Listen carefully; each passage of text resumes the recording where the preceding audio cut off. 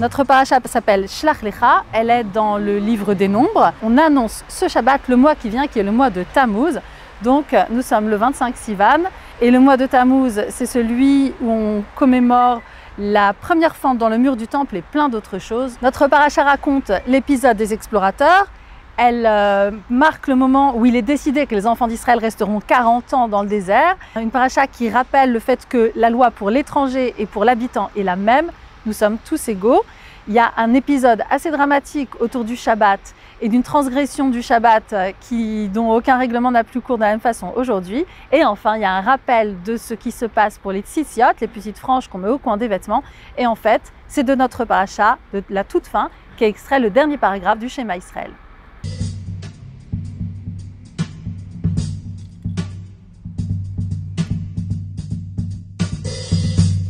Le premier verset, c'est Vaideber Adonai el Moshe lemor, le verset le plus célèbre de la Torah, mais le verset significatif, c'est juste le suivant. Shlach lecha anashim, envoie pour toi des gens, Veyaturu et Eretz Canaan, et ils exploreront, ils épieront, ils espionneront la terre de Canaan, Asher ani noten livnei Israël, que je donne aux enfants d'Israël, Ishechad, etc.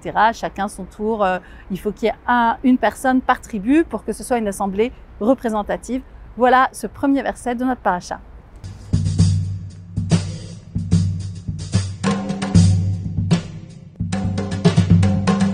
Une des pistes de réflexion qui peut nous intéresser dans cette paracha, c'est si l'Éternel donne la terre de Canaan aux enfants d'Israël, pourquoi est-ce qu'ils doivent l'explorer, l'espionner et définir une stratégie pour pouvoir y rentrer?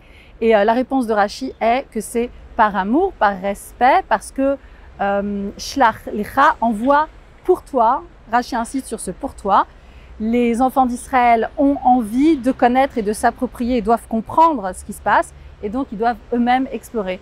On peut y réfléchir en considérant que nous-mêmes, nous avons besoin de nous approprier les cadeaux qu'on nous fait aussi. C'est pas parce que Dieu le donne que nous, on va le prendre d'une façon stéréotypée.